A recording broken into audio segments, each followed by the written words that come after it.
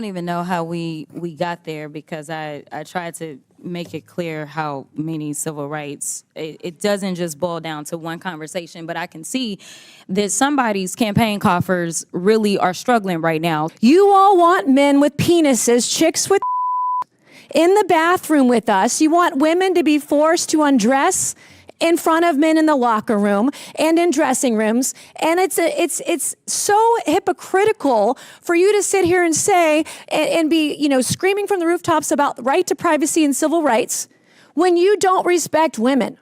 And you don't respect women who've been raped, women who are victims of sexual abuse.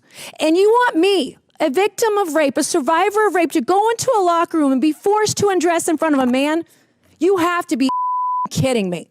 So I don't want to hear about you talk about rights, individual rights, civil rights, because you can't find the courage from the 60s to fight for women all around America. Fight for women like me, every single woman. She gonna keep saying trans, trans, trans, so that people will feel threatened. And child, listen, I want y'all to tell me whether or Do not. not call me a child. I am no child. I want Don't to even find start. out I am a grown which woman. of those I am 47 years emails old. I have broken actually more have glass ceilings than you Chairman, ever I will. am reclaiming my time. You will not do that. I Order. am not a child.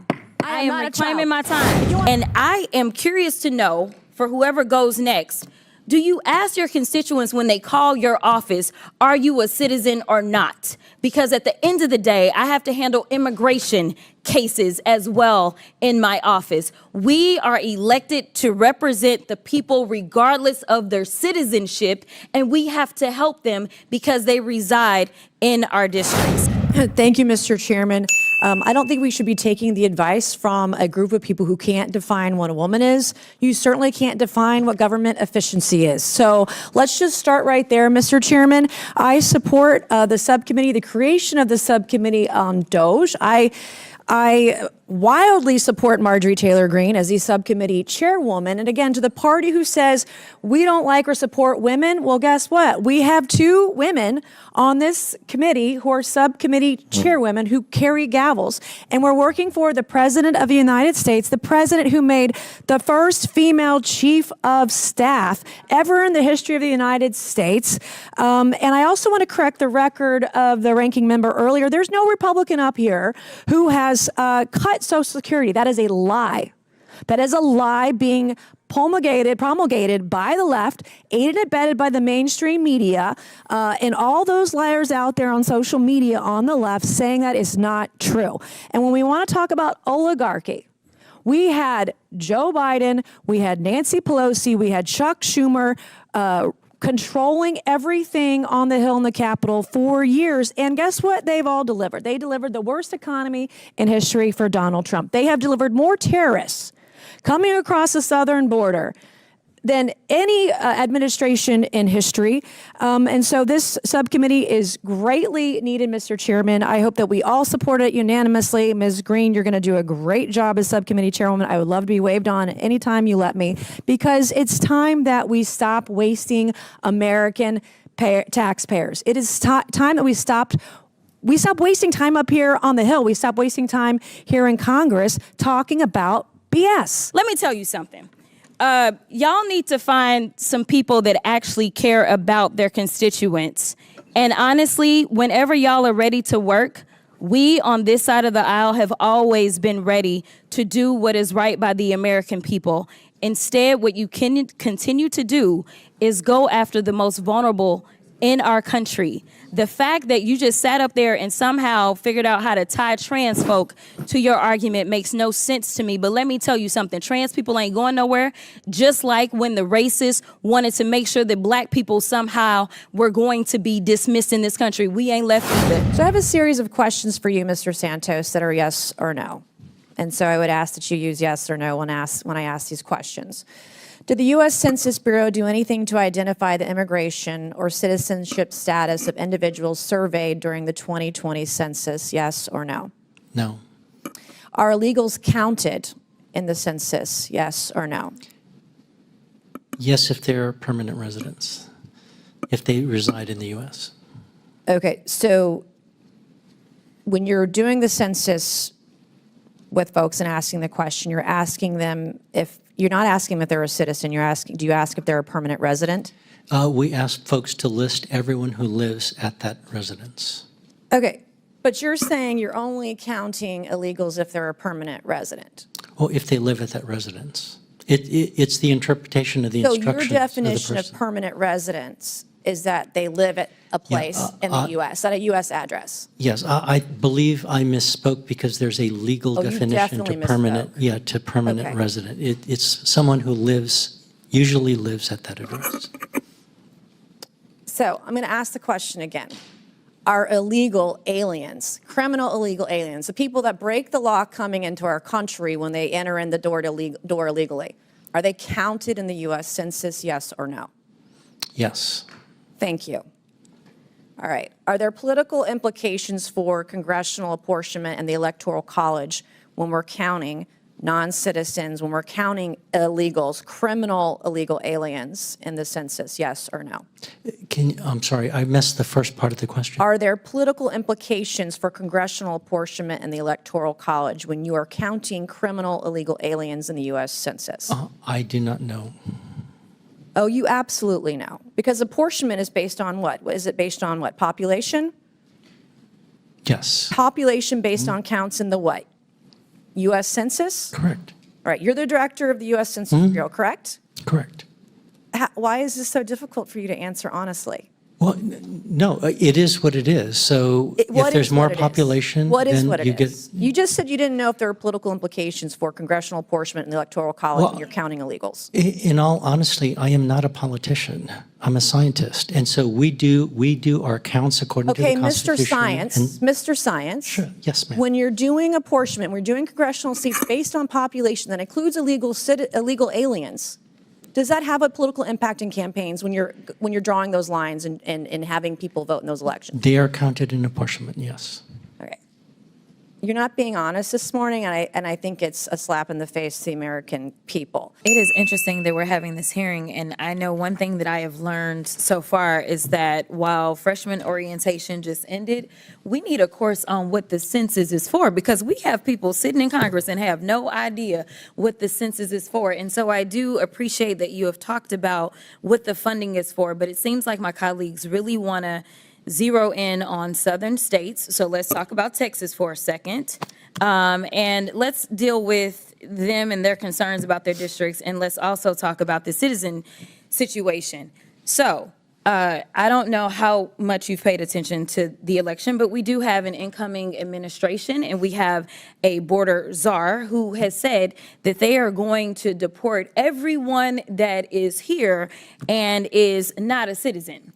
They are planning to do mass deportations. In fact, in the state of Texas, our commissioner has offered up land so that they can put these camps there and send people out of our country. Now, if you start asking people, are you a citizen or not, and they're living in a home and somebody's threatening to go in and raid homes and take everybody out and send them back to wherever they came from, I mean, I would imagine that may make people say, never mind, I'm not going to fill this out. But I mean, has that been your finding or no? We have conducted research that shows that there can be selective inclusion of individuals who reside in a residence because of. Exactly, because you've got the federal government that is asking this question, and it's the same federal government that is threatening to go and yank people out of their schools, their homes, and things like that. And then we just had a conversation where we were talking about how many voters. Listen, when you're counting people, you're not just counting voters. You count children, don't you? Correct. You count a lot of people that aren't necessarily voters, and I want to make sure that we really get to the nitty-gritty on Texas, because this is hilarious to me. Texas added 2 seats. In 2020, according to the census, and we know that there was a significant undercount, specifically in Texas for a combination of reasons, but we know that specifically Texas added 4 million people. Of those 4 million people, do you want to take a guess at how many were Anglos? Just a guess.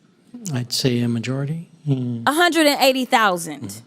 That's it, of 4 million. 95% of the people that were added, and we know that when it comes to minority populations, they tend to be undercounted. So get this, we added 4 million people. They were people of color. Texas got 2 new seats. So they took those black and brown and Asian bodies, and guess what? Do you think that we got a new black, brown, or Asian seat? Somehow, the way that they do their Republican math in the state of Texas, that amounted to 2 new white seats. Guess what? White Republican seats. We got 2 new Republican seats out of 4 million people of color. So let me tell you, they love to use our bodies to apportion us in an inaccurate way. All right. So when we talk about our districts, I also want to talk about something that Texas is taking advantage of that I've worked on a lot. In fact, I did legislation on. It is called prison gerrymandering. I don't know if you are familiar with it. I'm familiar. But here is the reality. The numbers show that in rural Texas, they were constantly bleeding population. Urban Texas was growing exponentially. But what they do is they count inmates where they are imprisoned instead of counting them where it is that they will return to. So their family members that are in Dallas, Texas, or Houston, or wherever, their family members, when they need something, they call us, even if it's relating to that inmate. But somehow rural Texas is getting better roads than they probably deserve because they're counting those inmates that are not driving on those roads. They're counting those inmates that are not using their hospitals. They're counting those inmates whose children are not attending their schools because of prison gerrymandering. So again, Republicans are really good about using black and brown bodies because I can also tell you that the numbers are clear that we have a black and brown incarceration issue, not just in Texas, but in this country. And in fact, the state of Texas incarcerates more people than any other independent democratic country. That is how bad our incarceration is just in the state of Texas. And I've got so many great colleagues on this committee that actually benefit from being able to do things like that. So listen, this is about resources. It's about putting the resources where the people are. And I am curious to know, for whoever goes next, do you ask your constituents when they call your office, are you a citizen or not? Because at the end of the day, I have to handle immigration cases as well in my office. We are elected to represent the people regardless of their citizenship, and we have to help them because they reside in our districts. Ms. Green, you're going to do a great job as subcommittee chairwoman. I would love to be waved on anytime you let me, because it's time that we stop wasting American taxpayers. It is time that we stop wasting time up here on the Hill. We stop wasting time here in Congress talking about BS. And someone brought up dignity earlier. I would love to see dignity and respect for women up here on the Hill, which is why we should ban men from women's spaces, which is why we should ban men from the locker rooms, from women's locker rooms, which is why we should ban men from women's dressing rooms. I'm done with this. We got to get back to common sense. We got to get back to fighting and working hard for the American people, and we've got to do it together. So you guys can talk all you want on the left side of the aisle. You're not going to be successful because there was a mandate in November, the most historic mandate by Donald John Trump. And the American people want us to get our stuff together. Notice how I'm not cursing today. They want us to get our stuff together and work for the American people. And that starts now. That can start with the DOJ subcommittee. That can start with every committee on the Hill today if we put in the effort and the work to do it. Thank you, Mr. Chairman, and I yield back. Gentlelady yields back. Anybody? Chair? Ms. Crockett? Chair recognizes Ms. Crockett. I'm so glad that we could finally end that nice little propaganda commercial break. Listen, I don't know what Ms. Mace was talking about. I thought we were talking about government efficiency. And the last time that I checked, this committee in the 118th, just like in the 119th, has been governed by the Republicans. Chairman, is it not true that you were the chairman in the 118th? You were. Okay. So the Republicans have controlled this committee. So my question is, why is it that you need to create an entirely new subcommittee when you literally could go through and do whatever work it is that you're talking about handing over to the gentle lady who has never seemingly brought up anything about efficiency? The only thing I recall from the 118th was her spending a lot of time on somebody's junk in this committee. So let me be clear. Y'all had a chance. You chose not to use it. So why should the American people be convinced that now all of a sudden, because you create a new committee that has been promulgated by a real oligarch, you're talking about Chuck Schumer and Nancy Pelosi, they were actually duly elected, not somebody sitting there buying Twitter and just happened to be the richest person in the world telling y'all what to do. Let me tell you something. Y'all need to find some people that actually care about their constituents. And honestly, whenever y'all are ready to work, we on this side of the aisle have always been ready to do what is right by the American people. Instead, what you can continue to do is go after the most vulnerable in our country. The fact that you just sat up there and somehow figured out how to tie trans folk to your argument makes no sense to me. But let me tell you something. Trans people ain't going nowhere. Just like when the racists wanted to make sure that black people somehow were going to be dismissed in this country, we ain't left either. During the 118th Congress, Oversight Republicans disbanded one of the most important subcommittees in Congress, the Subcommittee on Civil Rights and Civil Liberties. And now in the 119th Congress, the chairman and House Republicans have decided to prioritize the demands of the real president, Elon Musk, and his billionaire friends over the needs of the American people. Now, we are about to approach the birthday of Martin Luther King. It's actually tomorrow. And on January 20th will be the inauguration of Donald Trump, but it will also be the observation of MLK Day. And the fact that we have decided that in this country we are not going to honor civil rights should be something that we all take issue with. Considering the fact, for some that don't know what civil rights are about, because some people only believe that it deals with black folk, let me explain. Civil and political rights are a class of rights that protect individuals' freedom from the infringement by governments, social organizations, and private individuals. They ensure one's entitlement to participate in the civil and political life of society and the state. Defined another way, the right to be free from discrimination, the freedom to worship as we choose, the right to vote for our elected representatives, the protections of due process, the right to privacy. If any of that sounds familiar, it is because these are rights that are born out of our Constitution, something that we all supposedly have sworn an oath to, and we swear to not only, we don't just swear to it, we are supposed to protect those rights. Interestingly enough, we just had the funeral of one of our beloved presidents. And I caught a flight to Austin on the day of the funeral. And I had the honor of sitting next to someone who was a little familiar with the White House. That person was Lucy Baines Johnson. And when I tell you that she is a wealth of information, I really mean that. And when we had an opportunity to talk about what she experienced as her father was president during a time in which, honestly, our country was on fire, and I would argue that, unfortunately, our country is on fire right now. When I first ran for office, I ran for the State House and said that we were in the midst of a modern-day civil rights movement, and I have not been convinced otherwise just yet. But this is the daughter of the president that signed the Civil Rights Act of 1964. She was also there when he signed the Voting Rights Act of 1965. And to be perfectly honest, without that voting rights, I don't believe that I actually would have a seat in Congress. And so I do believe in preserving the fact that everyone should be entitled to real and true representation, because I do have a Section 2 seat as our Voting Rights Act has been decimated.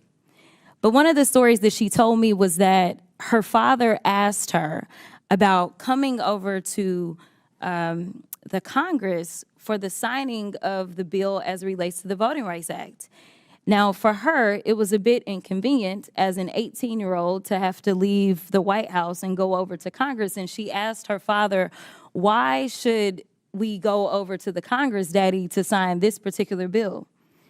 And she said, we need to go over to the Congress because we need to pay due respect to those members of Congress that knew that voting for this bill meant that they would not be returning to Congress, but they had the courage to do what was right for this country and make sure that everyone's voices were going to be heard.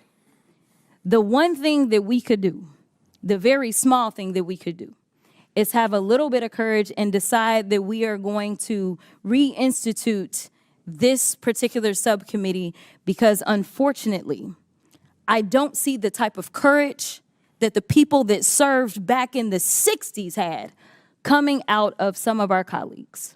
And so I'm asking you to do the courageous thing today and just institute a subcommittee that would make sure that we are looking out for those protections of everyone in this country, to make sure that we have real freedom, something that we all supposedly espouse to believe in. And with that, I will yield. Mr. Chairman. Gentlelady's time's expired. Any member seek recognition? Yes. Mr. Higgins? Oh, Ms. Mace was first. I'm sorry. Ms. Mace. Thank you, Mr. Chairman. Again, I don't know what's going on today. I find it extremely rich and offensive. So we're talking about civil rights. I'm the former ranking member on the Civil Rights Subcommittee, something I believe in civil rights and civil liberties of all Americans. And we were talking about infringement of individual people. Also, quote, the right to privacy of individuals. Coming from a party that can't define what a woman is and won't give women the right to privacy. As a rape survivor, I shouldn't have to explain to you why women have rights and why women, when we're in the bathroom, when we're in the locker room, when we're in a dressing room, why I don't feel safe when there is a man nearby. And the fact that we're going here and we're going to say all these things is the ripeness of hypocrisy on the Hill. People need to tell the truth. And if we're going to talk about the rights of individuals, we have to talk about it. Everybody has rights, including women. And at some point, men are infringing on the rights of women. We just had it today.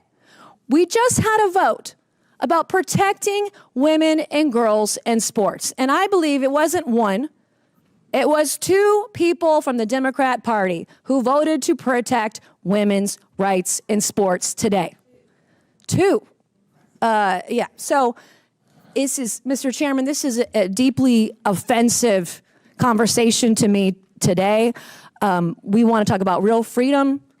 Women have freedom in this country. Women have the freedom to go to a private women's only space and not see a man in it. Women have the right to change and not be feared that somebody with their sexual perversion, someone who's confused about their gender, we have the right to feel safe in these spaces. We have the right to know that we're not going to have trans people filming us in the bathroom. How many of these trannies are taking selfies? These men are taking selfies in women's spaces, in the bathroom. It's gross. It's disgusting. So if we're going to talk about civil rights, let's talk about the rights of women in this country and how you are stripping them away every single day. And you're doing it in your legislation. You're doing it in your messaging. You're doing it on X. You're making women feel unsafe in this country. And you're making the opportunity for women and girls to be raped, to be sexually abused in this country, even greater than they've ever been. So don't come over here with your attitude and talk to me about rights when you're trying to take my rights as a woman, a rape survivor, away. Thank you, Mr. Chairman. All of the mayors here today are actively working to harm the American people you represent. You all have blood on your hands. I'm going to ask a series of yes or no questions today, and I would like to remind all of you, you are under oath. I only want a yes or a no to my questions. My first question, do you acknowledge breaking into our country as a crime? Mayor Adams, yes or no? Do you acknowledge breaking into our country as a crime? I acknowledge. Yes or no? I acknowledge. Okay, Honorable Johnson, he's not going to answer the question. Yes or no? Is breaking into our country against the law? Yes or no? Depends how you cross the border. Okay, Some folks Mayor have Johnson, status. yes or no? Comprehensive Okay, immigration that's not an reform answer. policies Mayor are what's Wu? necessary in this Mayor Wu, moment. do you have a better answer than these gentlemen before you? Yes or no? Yes. Okay, do you believe it's acceptable for illegals who commit heinous crimes be released back into the public instead of being detained and deported? Mayor Adams, yes or no? Anyone break a crime. Yes or no? This is not hard. Yes or no? Anyone that break a crime should be detained. Okay, Mayor, yes or no? They should be deported. Okay, Mayor. Any individual that Yes or no? causes harm Yes or and no? breaks Okay, the Mayor law Wu? should be held accountable. This is why you have 6% approval rating, because you suck at answering questions. Mayor Wu? Yes or no? Anyone who's a public safety threat should be prosecuted. All right, I have my next question. When an illegal alien rapes a woman, do you believe you're on the right side of history? Mayor Adams, yes or no? Can we say that question again? Okay, Mayor Johnston. When an illegal alien rapes a woman, do you believe you're on the right side of history? Yes or no? I will charge and prosecute them. Yes or no? Okay, well, okay. You said you would go to jail, didn't you? I will For charge and harboring illegal prosecute anyone aliens who or commits a something, crime. Mayor Johnson? Could you repeat your question, please? When an illegal alien rapes a woman, do you believe you're on the right side of history? Could you clarify that question? Okay, Mayor Wu, yes or no? No, rape is obviously Then horrible. why are you letting rapists back out onto the streets of Boston? That is not true. That is Okay. not what's happening in when Boston. an illegal alien molests a kid, molests an underage kid, do you pat yourself on the back for being compassionate? Mayor Adams? It's despicable and he should be arrested. Mayor Johnston? I prosecute folks that commit crimes like that.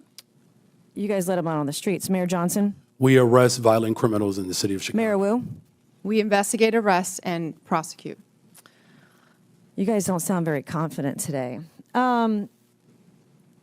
Would your city honor an ICE detainer on an illegal alien who rapes kids if one was issued today? Mayor Adams? Yes or no? In conformance with law, we will honor detainers. Mayor Johnson? If there's a criminal warrant, we'll help them pick them up. If there's no criminal warrant, we'll honor a notification request. Mayor Johnson? Criminal warrants, we always cooperate with federal agents with a criminal warrant. Mayor Wu? Get a criminal warrant, we will enforce.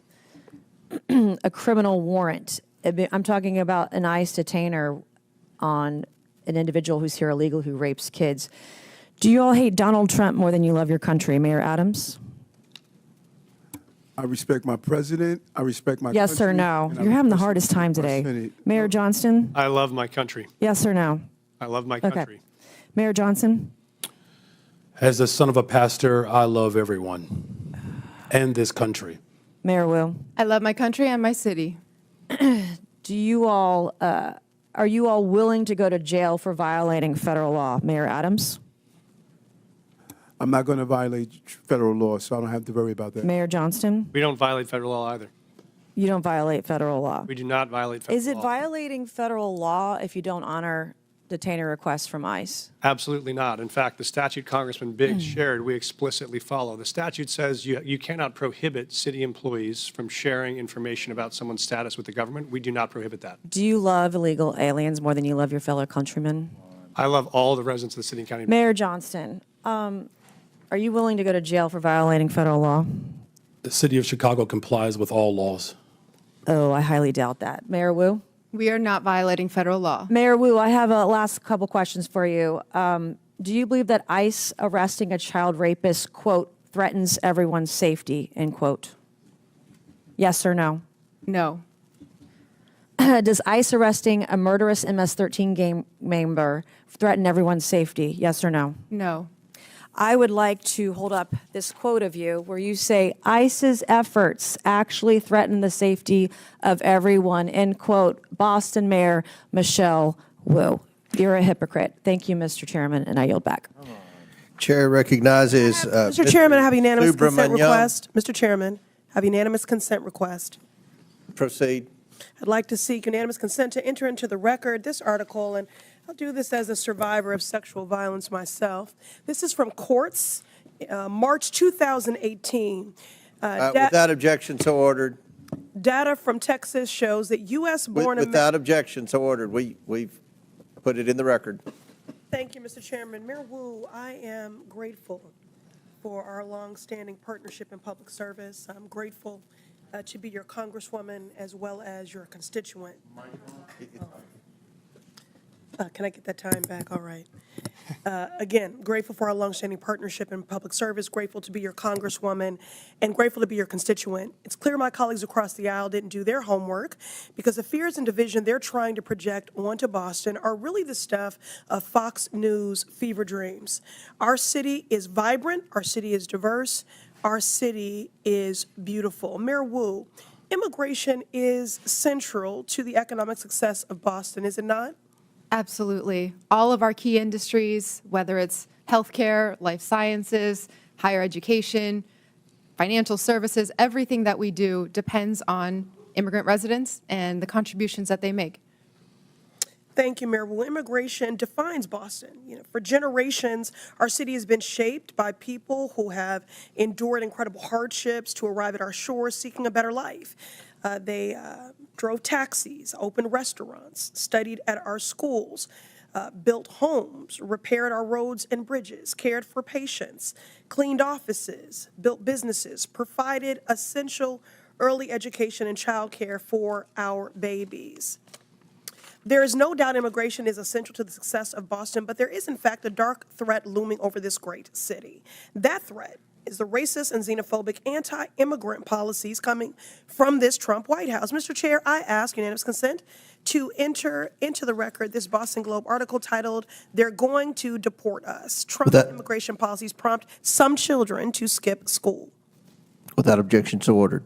Mayor Wu, I've been speaking to principals and educators in Boston at various roundtables and town halls that I've convened, and the stories are heartbreaking.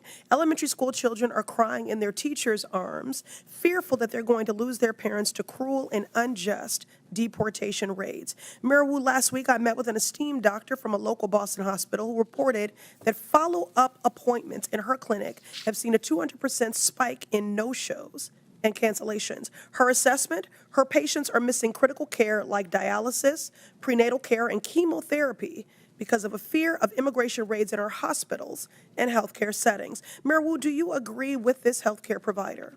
Absolutely. We hear it from our shared constituents. People are afraid, and that is having huge impact on their daily lives when they're just trying to do right and be a good example for their kids as they pursue the American dream. Mr. Chair, I ask unanimous consent to enter into the record this article titled, "Fearful Amid ICE Crackdown, Some Immigrants Are Skipping Healthcare." Without objection, so ordered. So here we have a man who thinks he is king, screaming anti-immigrant slurs from the Oval Office and what it has done to make Boston safer. Nothing, not a thing. But it has traumatized our kids, cost our elders their dialysis, delayed cancer patients' chemotherapy, and struck fear into the heart of hardworking people who not only contribute immensely to our city and our community, but whose labor and contributions are also essential to the very functions of daily life in our great city. The members of this committee would be well served by learning from our esteemed mayor, but a teach-in is not the charge of this committee. Remind my colleagues, this committee's purpose is oversight. The only person who has something to answer for is Donald Trump. He is single-handedly decimating decades of economic progress, vilifying our immigrant neighbors, and disregarding the Constitution and basic decency daily. This man points to our most vulnerable, scapegoats them for every hardship, while he himself is actually the source of the hardship that the American people are experiencing. My colleagues don't really care about criminality. If you really cared about criminality, you would do something about Elon Musk's power grab, stealing our data. You would do something about efforts to defund the National Institutes of Health cancer research. If you really cared about criminality, you would do something about people that want to rob our babies of food. Make it make sense. My Republican colleagues across the aisle believe a 6-year-old from El Salvador who wants to go to school and a mom who fled violence in Haiti are the reason that the cost of eggs are too damn high. And your housing and gas will follow suit surely because of these Donald Trump tariffs. The shameful Republican ripoff slashing away at basic government services to line the pockets of Donald Trump's buddies so they can buy toy yachts and rocket ships. It is a shame and a sham. America has a problem, and it is Donald Trump. And if my colleagues really cared about criminality, they would do something about him. I'm grateful that the people of Boston and my mayor stand with their neighbors from every walk of life. I yield back.